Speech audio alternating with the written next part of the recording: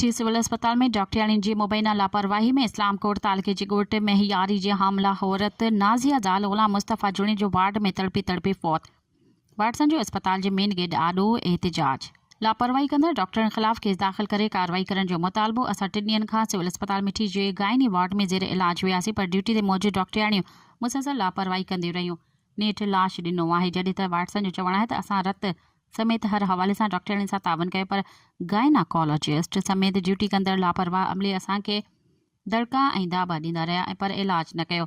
असां बार बार डॉक्टरनि खे ऑपरेशन करे पेट में मरी वियल ॿार खे निकाल करण ऐं न्याणी जी ज़िंदगी बचाइण लाइ मिंथूं ऐं इलाज कया, पर कंहिं बि न ॿुधी ऐं असांखे लाश ॾिनो वियो आहे। सिविल अस्पताल में लेडी डॉक्टराणियूं समूरियूं लापरवाह ऐं मग़रूरीअ में वरतल आहिनि। रोज़ाना जी बुनियाद मरीज़नि खे सिहतयाब करण बजाए लाश ॾियनि था। असांजी डॉक्टरनि जी लापरवाही सबबि मरी वियल नाज़िया जुणेजो जे ॿिटे क़तल जो केस दाख़िल करे असां सां इंसाफ़ कयो वञे। सब्सक्राइब कयो अवामी न्यूज़ HD खे ऐं ताज़ा तरीन ख़बरुनि लाइ ॾिसंदा रहो अवामी न्यूज़ HD।